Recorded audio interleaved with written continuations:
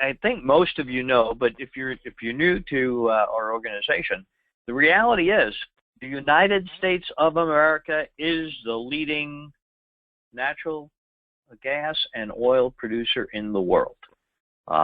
That has tremendous benefits, that has tremendous obligations associated with that.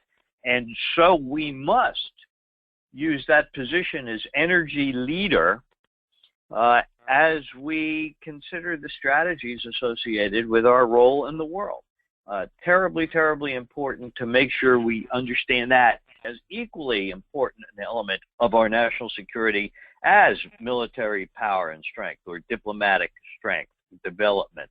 How we use, employ, distribute our energy resources is critical to American security.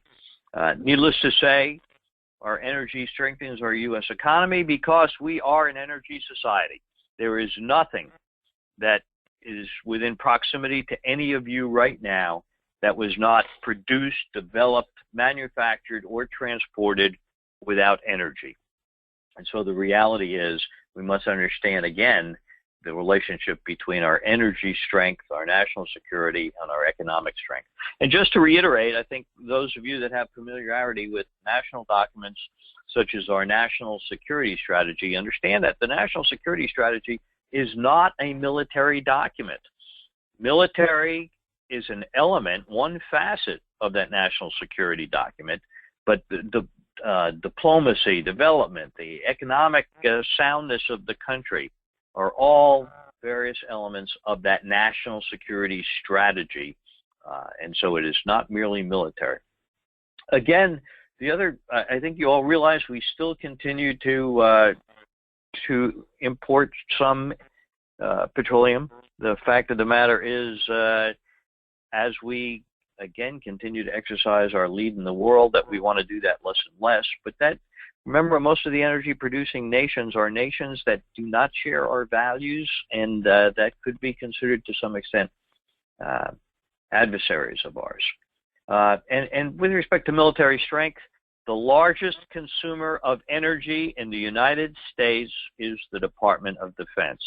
And so once again, you cannot have national security, you cannot have a military strategy unless you understand the importance of energy and make energy policy decisions that allow us to move that strategy forward. Okay, I think we've talked a little bit about the global necessity and commodity. Energy, Vets4Energy is a firm believer in you being good stewards of the planet and good stewards of our energy resources. So all the concepts that you see every day in the press and the media about conservation, efficiency, and all forms of energy. We are an all forms of energy advocate, whether it be wind, solar, geothermal, nuclear, you name it. The fact of the biomass, we believe in developing all forms of energy to make our military strong, to promote our national security, and make us a world leader. But the reality is, the fossil fuels we depend on, oil and natural gas in particular, will still be required for decades to come until we can transition into other energy forms. So we have to make sure that we have the oil and gas resources to fuel our military, to execute our national strategies, and to make us the strongest military and strongest nation on the planet. Again, someday we'll get to renewables. We're making progress. And one of the things our colleagues often forget is that, you know, we live in a capitalistic society.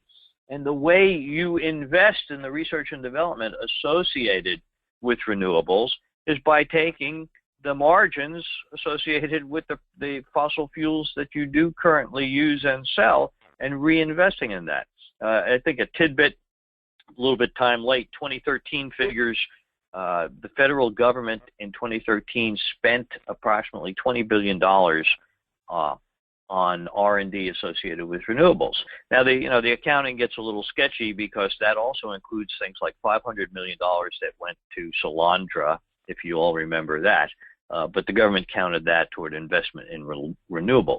Well, the reality is the energy industry in that same year spent $81 billion in R&D on renewables. So the reality is it's part of the process that we as a nation have always observed, the ability to develop new sources of energy by using the investments and the profits associated with what we have. So we have to remember that when we make policies that impede the sale, the use of certain energy products, we also impede the investments in the renewables. Okay, so the way we're structured is we have Vets4Energy state chairpersons and lots of interested volunteers. And what we do is we partner with veteran service organizations, local organizations at the state and national level to just make sure people are aware of the issues. In some instances, perhaps to advocate a particular policy, but more often than not, just to remind people that the dialogue should include the national security imperatives associated with energy policy decisions, and that the military national security perspective is best represented by persons such as all of you. And this includes things like your traditional VSOs, and you heard James and I talk about Military Order of the Purple Heart, American Legion, VFW. But we also have met with the smaller groups, much smaller, non-VSO status, perhaps military service organizations at the local level, including things like Naval Academy Alumni Group, West Point Group, Coast Guard, Air Force Academy Group, things like that. And so the fact of the matter is we just want people that have an understanding of all the facets associated with these types of decisions to be involved in the discussion, and more importantly, hold our elected officials accountable for ensuring that they do incorporate all the facets associated with these policy decisions, and particularly our energy and national security issues. We are advocates for the sound policies, of course, that would include veteran education and engagement with our elected officials, both at the local, state, and federal levels. The other thing that we're very, very active in is promoting careers for veterans. The reality is that the energy industry understands and appreciates the value of a population of veterans to their industry. And the fact that if you want a dependable, dedicated, trained, reliable employee, there's no better source across the country than the sons and daughters of the nation that have worn the cloth of the nation. And so we advocate for veteran employment in the energy industry. And doing that, not only do we get the word out, not only do we work with the veteran service organizations, which are very, very interested in that message, not only do we get that word out with our elected officials who we make cognizant of that source, we also work with local chambers of commerce, again, to promote the application of veterans within the energy industry. And of course, there's spillover to other industries as well. But we also work with the industry proper, and we'll talk about in a few minutes a couple of things here. We work with the labor unions, the steam fitters who are responsible for pipeline lines, the Teamsters. On the panel I was at the American Legion Convention was the head of the American Teamsters Union, and all of these people understand the utility and the importance of the veteran community in the employment needs in the energy industry. We are also working with community colleges who are willing to take a look, and you'll hear me describe our little pipeline in a second, where there are training and qualification gaps where they can assist with respect to that. The reality is the oil and natural gas industry, could see upwards of 50% of its technical workforce retiring over the next decade. Yes, we all understand oil prices fluctuate. We all understand that as the increase in petroleum products based upon the resounding success of hydraulic fracturing cause shifts in the supply and demand and prices and opportunities to wax and wane. The reality is that, one, there's always going to be an energy industry, and two is, writ large, in the next decades, 50% of the technical workforce will retire, they will age out, they will transition. So there will always be job opportunities for our veterans. So one of the things we created working with the American Petroleum Institute was this Veterans Energy Pipeline. For those of you that are familiar with some of the VSO websites, there are some similarities. We are working to bring these things together. You can enter either on the military occupation side, the civilian occupation side. You can enter your rating, your military occupational skill, and it will tell you the types of jobs that you are qualified for in the energy industry. You can enter the civilian side if you are an employer and say, hey, I'm looking for a logistician, and the next thing you know, it tells you the military occupational skills that certainly fit within the realm of the population you can go after to fill those jobs. So we try to translate our military skills and civilian skills into the industry. Now, one of the things we're working on is, again, we're working with the unions, and we'd like to eventually get to the point where, in the same vein, we can talk about, well, what's required then for your apprentice and journeyman and type of qualifications. Working with the community colleges to say, these are the type of things we can do, again, using the GI Bill to help augment your qualifications. So there's lots of interaction here. There are, as you can well imagine, there are lots of websites, whether it be in the military, the unique veteran service organizations, or unique vendors that are trying to offer things.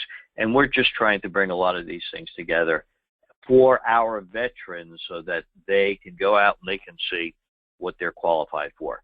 Someday, we're hoping then, where the industry is avid in our website, avid participant in our website, and we could turn around and you could say, okay, I am a transport driver in the Army at E7. I'm going to get out, and I want to stay in the Billings, Montana area. And the next thing you do, not only it tell you the types of jobs that you're qualified for, but it might very well offer some specific listings for specific companies that are looking to employ people with those particular skills. So there's a lot of progress we can make on this, a lot of things that we can do, a lot of interest across the board, across organizations in what we are doing. And these are the type of things that we just want to make you all aware of, so that as we form these natural linkages across the country, we do several things. We get our veterans employed in the energy industry, and we make our nation strong by having sound energy policies, a great workforce, a strong military, and a sound economy. Next slide, please. So, you know, there are some things veterans can do to help, and I think at this point I'm going to stop. I'll turn it over to James, and he might want to elaborate a little bit on these and on the future webinars, and then we can answer a couple of questions if any of you have teed up questions. That was wonderful and well played, and didn't take very long, and we really appreciate that. Obviously we have, if you've got the link right now, we have the things that you can do. Send a letter to your member of Congress to ask for sound energy policies. And I don't know how many people are on here that are currently part of the state chair initiative, but you know, we are currently looking to recruit state chairs in every state across America. We believe that we need a voice in every state, and we know that there are plenty of veterans. I know that Don and I have spoke with people from all across the country. So if you know someone that would be interested in joining Vets4Energy and becoming a member of this team of volunteers, please encourage them to go to the Vets4Energy.com website, and it is listed on your slides. To join future webinars, we do have some future webinars that are coming up. You can see them listed below, October 18th, November 15th and December 13th. We'll have other ones as well. And you can always contact us at info@vets4energy.com, and we encourage that interaction. We know that there are a lot of you that are out there that you want your voice to be heard.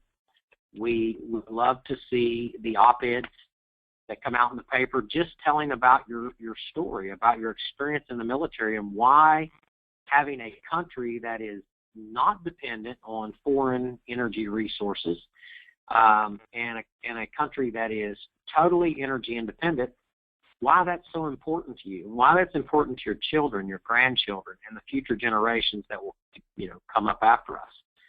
All of these things go into play in what we do and why we do it. So I thank each and every one of you for coming to this webinar. And at this time, I'd like to hand this over to Chandler Howell, the organizer, and ask him to present any questions.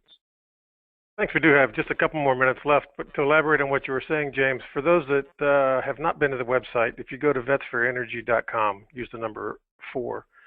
If you go to the About Us section, that shows many of the chairs that we've got now in states, but I don't believe that means that state is taken. So as James is saying, they're looking for chairs in all states, but you can go there and see where, some people are in there, and there's also bios of our 2 speakers that are here today. So a few questions came in. We're not going to get to all of these, but I'll just go progress of order. Are most people that are Vets4Energy members, are they officers or enlisted? This is all ranks, all ratings, all branches, so no. We do have very broad scope. I mean, on the phone today, I'm looking at the registration list, and we have corporal, sergeant, master sergeant, corporal, master chief, quartermaster. So we've got 2 captains, colonel, rear admiral, major, another colonel. So at the end of the day, now it runs the gamut. We have a wide range. Look, we're just interested in people who want to participate in the discussion and who want to take their knowledge of the national security environment, their service, and engage in discussion with other people and elected leaders, just to remind people that you have to consider the national security imperatives associated with these decisions. The reality is, we are, and that puts a responsibility on all of us. We are amongst the most respected population in America today. How highly everybody thinks of our military servicemen and women. And so people are willing to listen to you. People are willing to at least consider the things you bring up, or when you say, yeah, but have you thought about this? Or you need to make sure that if we decide this, that in fact, what would the detriment be to that? So it's enjoyable to engage in these conversations. Quite honestly, I remember vividly, I think 1 or 2 of you that are on the phone here today were in with me when we went to sit down 2 years ago with Senator Tim Kaine, and we spent a little over an hour not making much dent in his discussion, but to his credit, he was willing to discuss and debate the pros and cons of some of the pipeline issues with us. And those are enjoyable things, I think. And we all left there saying, well, at least we introduced the senator to some things that he may not have thought of. And we walked out of there saying, at least the guy heard us and he was willing to argue. And we got a better understanding of why he doesn't support the Keystone Pipeline. So these, again, all ranks, all rates, people that are interested in being on the front line and engaging in the discussion and using their military experience just as a valuable data point when we talk about these things. Do we only accept veterans in Vets4Energy? No, absolutely not. We want Americans to be engaged that have an interest. We have a lot of family members that are involved. They sign up on the program. You would be surprised at how many auxiliary members come up and speak with both Don and I at these events. And so, it's not like he was talking about the rank structure. I spent 16 years enlisted before becoming an officer. And, there are, we just want you to be engaged in the process. And now, vets Vets4Energy, as far as our chairmen go, yes, we want you to be a veteran. But your rank, you can be a PFC, you can be a 3-star general, but as long as you are aggressively moving forward and you have your heart is in it, that's what we're looking for. We're looking for heart and soul, people that really love their country enough to speak up and to talk about, what we're doing and how we're doing it. Don, you covered it pretty well, but the question still came in. They're basically saying there's a lot of layoffs they hear about in the industry. Are there really jobs available? Yeah, I mean, everything in life is cyclic, and while there are changes to the employment scene, the reality is there are jobs that are available even as we speak. But the reality is, when you look at this over the long term, one is 50% of the energy workforce will be retiring over the next couple of decades. And the reality is that this is a career. This is a long-term proposition. If you're interested in getting involved in the industry as a career, it's a great place to start. And the industry understands the value the veteran brings to the environment.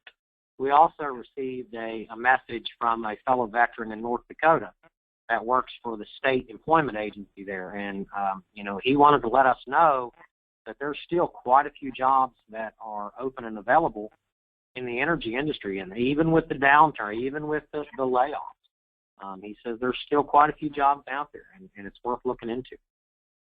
Well, here's one that's going to, I don't know if we have enough time, but let's ask it anyway. It'll be the last question. Don, what does Vets4Energy think about climate change? Boy, I know that's a big question. Yeah, it's a very big question, and certainly in the final 30 seconds we have available, I'm not sure we can do it justice. The bottom line is, look, as I said earlier during the presentation, we understand, we promote the fact that we must be good stewards of the planet. We wouldn't want a planet that doesn't have the cleanest air, the cleanest water, the cleanest environment that we could possibly have. And I believe all American workers are doing that. We're dedicated to that. But let's be honest about it. So many other countries that we currently buy energy from or that are currently using their own energy sources do not do it anywhere as safely, cleanly, environmentally consciously as we do.